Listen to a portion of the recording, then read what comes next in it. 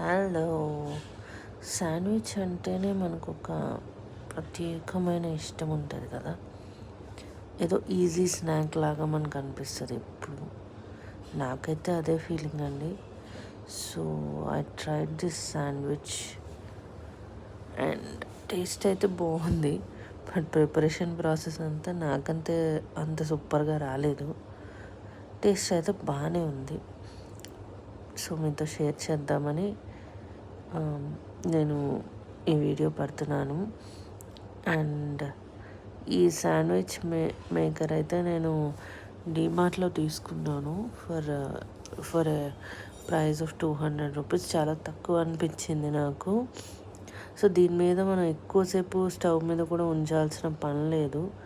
Just 2 minutes అండి. Just 2 minutes, ఇటు ఒక 1 minute అటు ఒక 1 minute పెట్టామంటే గ్రిల్లెడ్ శాండ్విచ్ మనకి రెడీ అయిపోతుంది. మీరు కూడా ట్రై చేయండి. Thank you.